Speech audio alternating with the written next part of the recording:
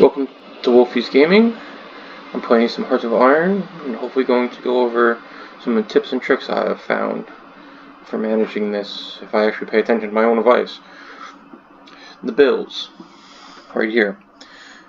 You should build at least some of the things that give you buffs to the construct because you produce things faster with this. That's pretty much automatic. This one, if you play any Hearts of Iron, you should know it, but it's still very important. This one, as you can see, it does take some. I want to change this to that, maybe, just for the simple fact of less. It automatically takes. I get 2% more factories. High TAFs. Might want to go with this one if you're really pushing the construction point early on. I mean, if you're not trading anything, but it does take you more factories, but it does produce more factories. It is a this one is depending on the nation you play. I mean, this is why if you're Germany or something with no oil or rubber, the refinery are quite nice because you get such a big buff to construct them early on, and that's going to be key. Taxes aren't that big of a deal. I mean, they do help, but it depends on. I haven't played with them. I would love that one, but that political cost is just too high.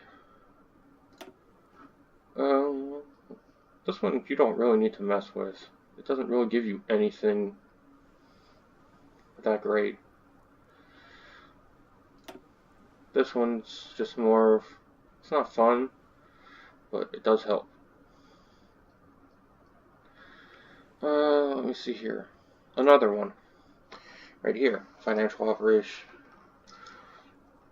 I should change bonds, but seeing as war is coming, I'm going to wait for that one.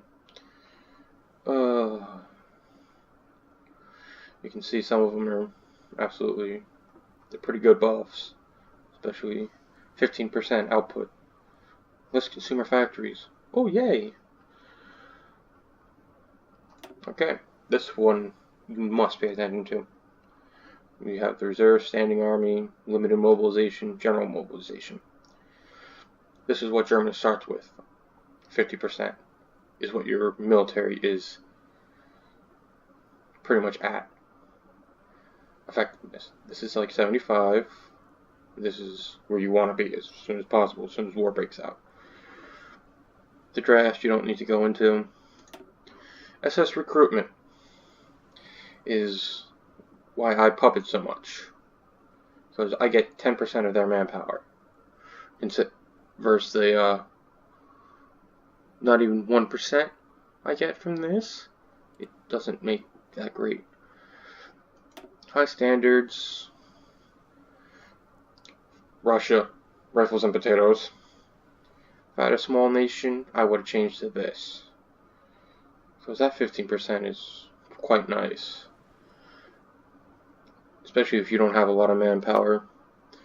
This one, I'm not sure. I haven't played with these, but you can see some of the buffs and debuffs you get from it. Nope. High investment, consumer factories. I mean, I could change it, but research time, I'd much rather take the debuff on output than a few factories. Now, this pain in the ass. He is worthwhile, but once war breaks out, I'm not sure I want that 8% debuff. I'm going with him this time around. We'll see how it goes. If you found this useful, hopefully you like and subscribe and leave a comment if you want to.